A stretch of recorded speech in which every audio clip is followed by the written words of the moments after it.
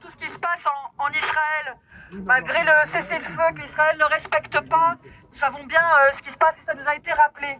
Mais on doit rappeler aussi que la France, tenue d'obligations positives en matière de prévention et de répression des crimes internationaux, n'a à ce jour adopté aucune mesure concrète visant à prévenir ces crimes, à en faire cesser la commission ou à coopérer pleinement à l'exécution des mandats d'arrêt de la Cour pénale internationale. L'autorisation renouvelée même du survol du territoire français par l'avion du Premier ministre israélien, qui était pourtant visé par un mandat d'arrêt, le jour même de l'intervention du ministre des Affaires étrangères, illustre cette carence. La France doit soutenir le droit international, les décisions de la Cour pénale internationale, qui sont nos plus précieuses garanties de paix dans le monde. Et la France doit aussi respecter les mandats de l'ONU.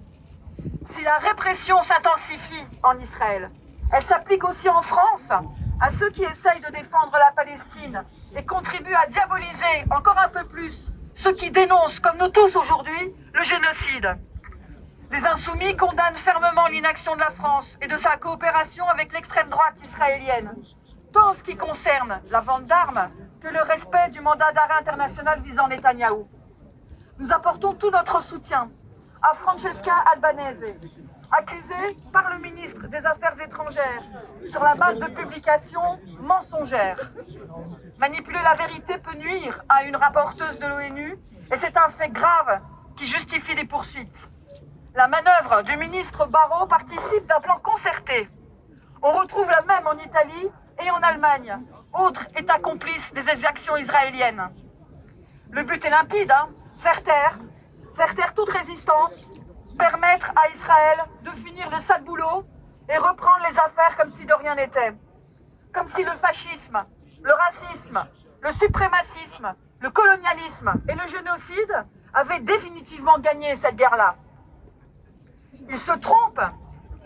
Il n'y aura pas de paix tant qu'il n'y aura pas de solution juste pour le peuple israélien. Alors nous, Les Palestiniens. le peuple palestinien, nous serons toujours du côté de l'autodétermination des peuples.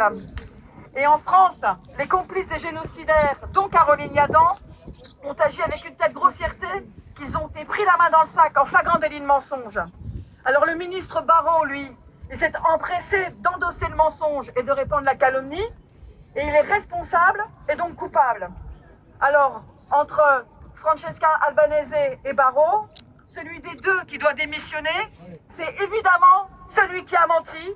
Une pétition est en cours, vous pouvez la trouver très facilement. Signez-la et faisons tous démissionner Barrot. Merci. Bravo. Macron démission.